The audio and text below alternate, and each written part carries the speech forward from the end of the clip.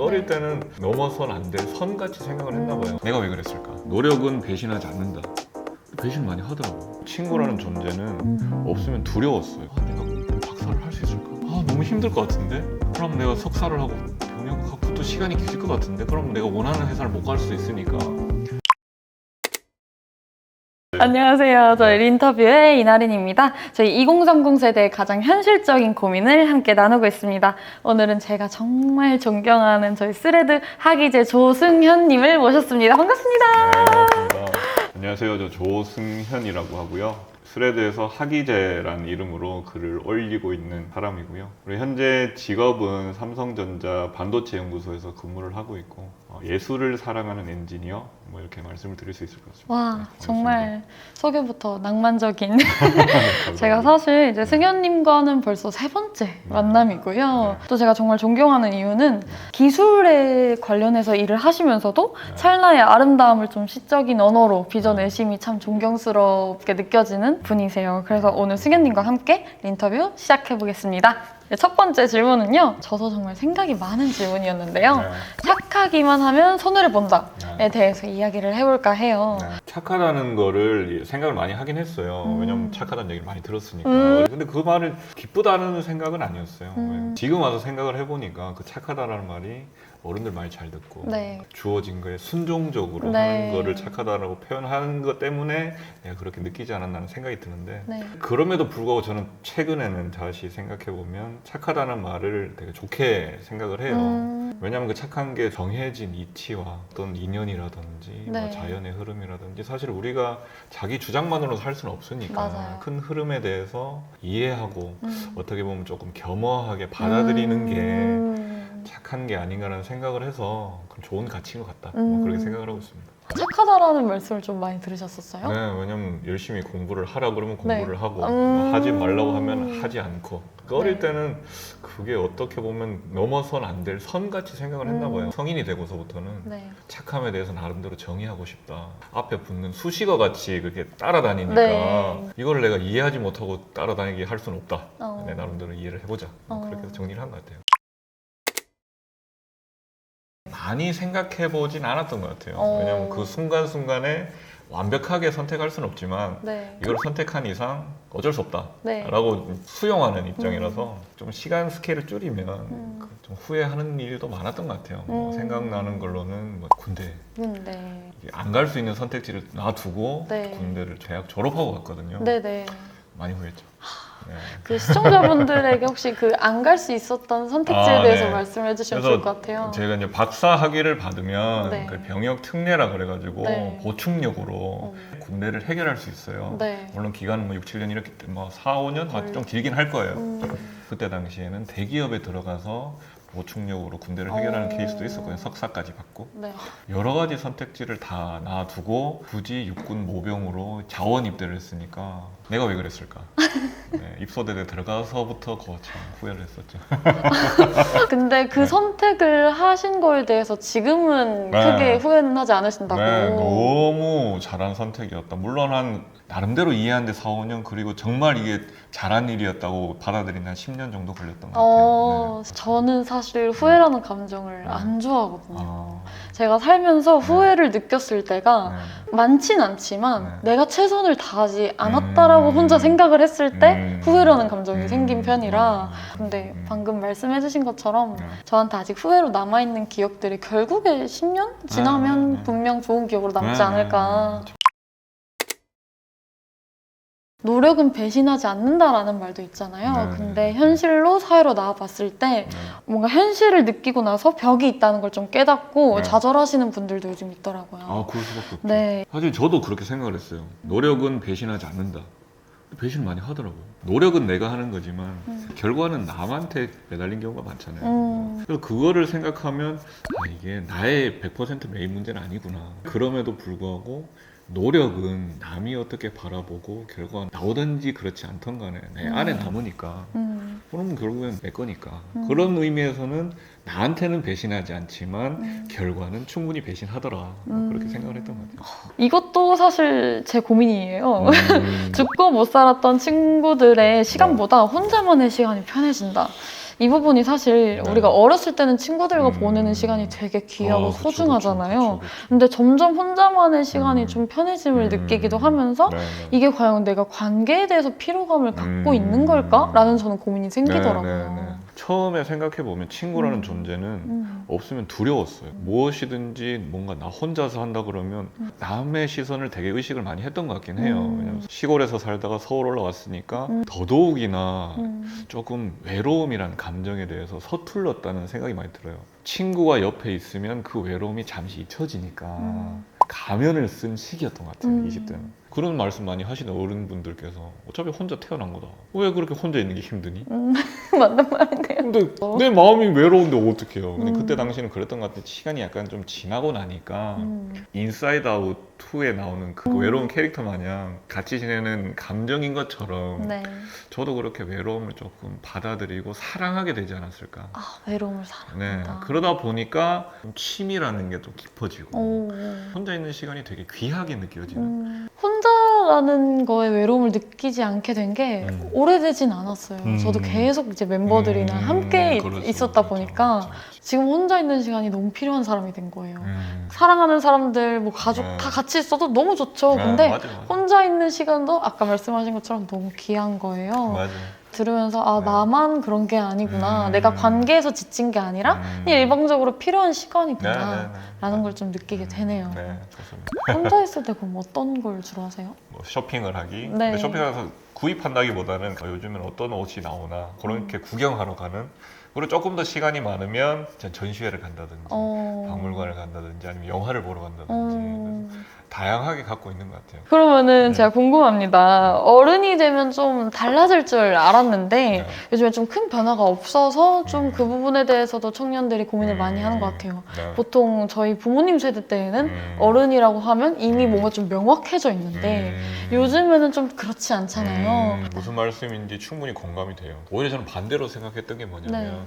지금은 어른이란 거에 대해서 약간 유연하게 덜 무거운 듯한 느낌은 들어요. 제가 그 응답하라 시리즈를 좋아하는데 아빠가 딸이 워낙 막 이게 말을 잘 안 듣고 그러니까 하는 말이 울면서 나도 아빠가 처음이야.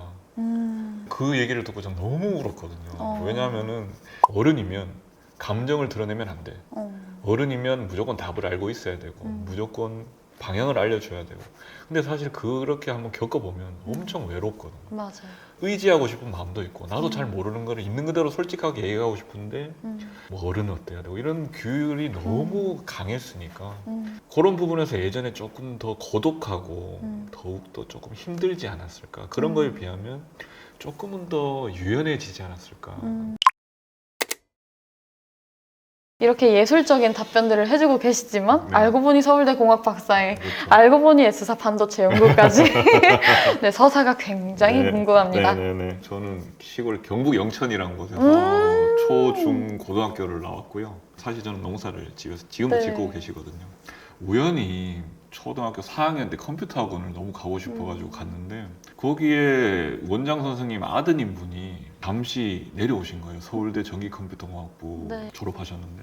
근데 선생님한테 배워보니까 너무 가고 싶은 거예요. 열심히 하면 선생님도 여기 계시니까 이게 뭔가 앞에 계시니까 나도 할만하겠다 그런 생각이 들어서 중학교 한 2학년 때부터 그렇게 열심히 공부를 했던 것 같아요. 아무래도 뭐 과외를 받을 수도 없고 뭐 학원을 갈 수도 없는 상황이니까 선생님 말씀대로 뭘 봐라. 도시 애들은 뭘 본다더라. 이런 식으로 정보를 어떻게든 취득을 하려고 애를 썼던 것 같아요. 우와. 수능을 딱 치고 보니까 이제 점수라는 게 나왔잖아요. 네. 그러면 이 점수를 가지고 내가 갈 수 있는 데는 뭐 어디가 있을까? 네. 서울대 홈페이지에서 찾아보자. 우와. 그래서 눈에 들어왔던 게 건축과랑 기계과였는데 근데 건축과는 6년이라는 거예요. 네. 그럼 기계과를 가보자. 기계과.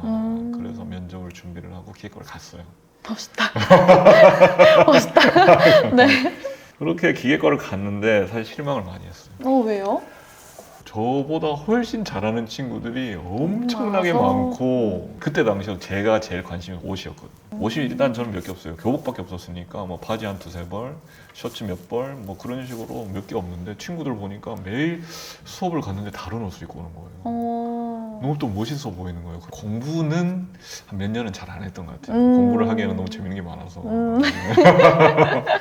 근데 확실히 꼭 했던 건 있어요. 뭐예요? 미술, 체육, 음악 교양은 네. 하나씩 꼭 들었어요. 내가 지금까지 그런 활동을 해본 적도 없고 그다음에 앞으로도 이걸 배울 기회가 잘 없을 것 같다. 예술이라는 거에 대해서 잘은 모르지만 그게 내 삶을 뭔가 다채롭고 오. 아름답게 만들어 줄 것 같다는 직감을 가졌던 것 같아요. 네. 그렇게 예술을 사랑하면서 졸업을 했어요. 네. 근데 보통은 1학년 끝나면 군대를 가거든요. 네. 근데 저는 그때 당시에 트렌드는 네. 군대는 가지 말고 카투사를 가는 경우는 있는데 일반 군대는 가지 말고 석사를 하거나 박사를 해서 대체 복무를 하자. 저도 막연히 그렇게 생각을 하고 졸업까지 했는데 갑자기 생각을 해보니까 내가 박사를 할 수 있을까? 너무 힘들 것 같은데? 그럼 내가 석사를 하고 병역하고 그것도 시간이 길 것 같은데? 그럼 내가 원하는 회사를 못 갈 수 있으니까 그러면 빨리 갔다 오자. 그렇게 결론이 네, 나요. 그래서 가장 짧은 육군 친구들이 그렇게 하지 말라는 육군 훈련소 조교를 그렇게 군 생활을 끝내고 나니까 아이러니하게도 공부하고 싶더라고요. 내가 연구를 좋아하는구나. 공부를 좋아하는구나. 그런 생각이 들어서 박사를 갔어요. 결국엔 가셨어. 갔어요. 그러니까 더 간 친구들이 너 그럴 거면 군대 왜 갔니? 그때 전공을 정하는 것도 사실은 인터넷 들어가서 재미있어 보이는 바이오 미메틱이라서 생체 모방 공학 연구실이거든요. 재밌어 보이더라고요. 그렇게 해서 7년 만에 정말 많은 걸 배우고 연구란 무엇인가에 대한 나름의 관을 가지고 나왔던 것 같아요. 그렇게 해서 그 다음 선택은 두산중공업에서 가스터빈을 개발했거든요. 대단하셔. 그러니까 사실 관계가 없어요. 생체 모방 공학은 에서, 물론 왜 또 이게 가스터빈은 또 분야가 좀 다른 같은 유체역학이긴 하지만 네. 재밌어 보이더라고요. 그래서 창원을 내려갔어요. 시뮬레이션도 재미가 있는 거예요. 네. 근데 한 4년 정도 하고 나니까 앞으로 내가 이 필드에서 계속 머물러도 될까라는 고민이 드는 거예요. 생겼고. 네. 그때 당시에 할 수 있는 선택지가 뭐가 있을까라고 생각해보니까 삼성에 가 있는 친구가 있으니까 네. 그 친구한테 좀 추천을 해줄래? 해주겠다고 하더라고요. 그래서 창원에서 다시 올라오신 거군요. 그렇죠. 그래서 지금의 여기입니다. 무모했던 것 같아요. 그냥 오직 내 마음 하나만 가자. 그래서 친구들이 계속 그랬어요. 가서 그걸 할 수 있어? 너 뭐 하는데? 그러면 나도 잘은 몰라. 글쓰기랑 미술은 지금 하고 계신 거랑 사실 완전 다른 그렇죠. 분야잖아요. 그렇죠. 겉으로 보기에는 완전 다른 분야죠. 네, 어떻게 융화시키고 계신지 그리고 이걸 같이 함으로써 어떤 시너지를 내고 계신지 참 궁금합니다. 너무 좋은 질문이에요. 제 삶에 있어서 예술이 너무 중요하기 때문에 네. 거슬러 올라가면 2013년이었어요. 그때 네. 피카소 예술의 전당에서 전시회를 했는데 그전에는 피카소에 대해서 그런 감정이 없었어요. 왜 그렇게 그릴까 그림을? 라는 생각만 했는데 그때 당시에 피카소가 살았던 시대가 사진이란 기술이 본격적으로 보급되는 시기였다고 하더라고요. 그럼 이제 화가 입장에서는 내 자리가 이제 없어지는. 그러니까요. 아니 더 이상 세밀하고 정밀하게 표현하는 건 의미가 없겠는데 승부가 안 되겠는데 라는 생각을 할 수밖에 없고 그 새로운 장르를 개척하기까지의 삶이라면 와우. 그러니까 그 스토리를 알고 나니까 네. 너무 경이로운 거예요. 그 이후부터는 현대 미술에 깊게 몰입을 했던 것 같아요. 진짜 몰두하시는 네, 타입이구나. 이게 하나에 그렇게 네. 몰두할 수 있다는 게 정말 연구와도 진짜 연결이 네. 되는 네, 일이었군요. 너무 밀접해. 고민을 많이 했던 것 같아요. 나다운 건 뭘까? 그때그때 다르다는 생각은 하는 것 같아요. 나라는 존재에 대해서 이해해 나가는 시간이 나다운 거를 만들어가는 게 아닌가 그런 생각을 하는 것 같아요. 진짜 너무 공감하는 게 네. 제가 그 뒤에 답변을 뭐라고 미리 작성을 해놨냐면요. 네.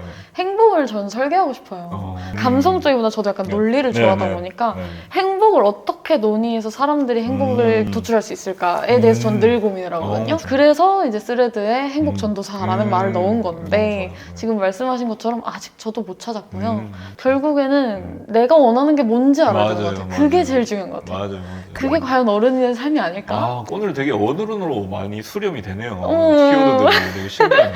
네. 승현님한테 어른의 기준이 있을까요? 일단 오늘 나눈 얘기를 통해서 또 업데이트가 됐어요. 오. 업데이트 된 걸 일단 말씀을 드리면 외로움에 대해서 조금은 사랑해 볼 수 있는 여유를 갖게 되는 네. 그리고 두 번째는 고정된 상태가 아니라 그 흐름 자체에 대해서 의미를 부여를 하고 음미해 볼 수 있는 음미. 여유를 갖게 되는 게 조금 더 또 어른이 되어가는 과정이 아닌가. 그리고 또 하나는 오늘 얘기는 안 했지만 어른이라 함은 약간은 책임이 부여되면서 어른이 되어가는 게 아닌가. 피할 수는 없으니까요. 네. 사실 승현님이 이 이야기를 꼭 해주셨으면 하는데 다음 세대에 좀 책임을 갖는다. 이 책임이라는 게 결국 다음 세대, 뭐 자녀와 이런 나를 이제 보고 따라할 이제 친구들한테 그쵸. 주는 책임이라고 그쵸. 적어주셨더라고요. 그렇죠. 사실 저는 지식이라는 거에 대해서 어릴 때는 책을 통해서 배우고 내가 열심히 앉아서 이해하면 그게 지식 아니고 지혜까지 가는 거 아니냐라고 생각을 했어요. 근데 삶이란 걸 살아보고 사람을 만나고 일이란 걸 해보니까 지식은 그렇게 습득될 수 있을지 몰라도 그게 지혜로 이 몸에 체득된다는 거는 결국에는 도제식으로 내가 어른들의 행동 양식이나 선택하는 방식이나 태도 뭐 이런 걸 보고 배우는 거구나. 아, 나는 그렇게 어른이 되어가는 게 다른 어른들을 통해서 되는 거구나 라는 생각이 정리가 되다 보니까 아, 내가 본이 되어야 되겠구나. 그게 책임이군요. 네. 오늘 정말 많은 걸 느끼실 거예요, 시청자분들이. 아, 그래요? 이게 아, 그러면 너무 네, 감사합니다. 쉽게 이런 이야기를 할 수 없을 거라고 생각하고 참 경험에서 우러나오는 말들이라고 네. 저는 생각을 해서 그럼. 어린 때는 정해진 상태, 어떤 모습 이런 최종 목표를 가지려고 했던 것 같아요. 근데 지금 와서 생각해 보면 최종 목표가 어떤 도달해야 될 꼬린 지점은 아닌 것 같아요. 적어도 조금씩 아름다워지면 좋은 삶은 아닐까 그 정도로 생각을 하는 것 같아요. 네. 정해둔 게 아닌 뭔가 네. 펼쳐져 나가는 네. 그라데이션 같은 네. 되게 멋있는 말인 것 같아요. 사실 원래 저희가 클로징 타임에 제가 행복글귀를 드리는데 오늘은 제가 받으려고 이렇게 네. 했습니다. 또 시설을 작성하시는 분이니 네. 짧게 신설을 읽어주실 수 있으실까요? 네. 시란 무엇일까? 서란 무엇일까? 서라는 건 보통 운문, 산문 이렇게 얘기를 하잖아요. 운문은 시에 대한 풀어 쓴 말이라고 할 수 있고 이제 서는 산문에 대한 풀어 쓴 말이라고 생각하면 시와 서도 결국엔 궁극적으로는 소통이 아닌가. 뭔가 글이라는 도구를 통해서 닫고자 하는데 글이라는 거의 한계가 너무 명확하니까 조금 더 아름답게 만들기 위한 전통적인 방문론이 아닌가 라는 생각을 하는데 오늘의 이런 인터뷰가 그런 시와 서의 이 서정에 닿아 있지 않나. 참 아름답고 즐거웠다 이렇게 말씀을 드리고 싶어요. 감사합니다. 저도 이런 말을 할 수 있게끔 더 열심히 네. 독서를 하고 해야 될 것 같아요. 네, 감사합니다. 그렇다면 오늘 나오게 된 소감 네. 한 말씀 부탁드립니다. 네, 너무 재밌었고요. 시간이 얼마나 지났는지 모르겠는데 너무 영광이고 질문을 받아서 얘기를 하는 게 좋은 질문을 받으면 그 즐거움이 훨씬 배가 되잖아요. 근데 그 즐거움이 20배는 되지 않았나 우와. 네, 그런 생각을 하는 것 같습니다. 오늘은 어른이 되어 알게 된 것들에 대해서 이야기를 해봤는데요. 네. 사실 어른이 크게 별거는 아닌 것 같습니다. 우리가 다 겪는 경험이고 네. 그 안에서 서로가 다 같지는 않지만 비슷한 책임감을 네. 가지고 다 살아가고 있으니까요. 네. 저희 다 함께 열심히 살아봤으면 좋겠습니다. 네, 승현님의 귀한 통찰 나눠주셔서 정말 감사하고요. 네. 2030 고민이 해결되는 그날까지 저희 인터뷰 계속 깊은 통찰 나눠드리겠습니다. 오늘도 행복하세요. 감사합니다. 네, 감사합니다. 아, 너무 재밌네요.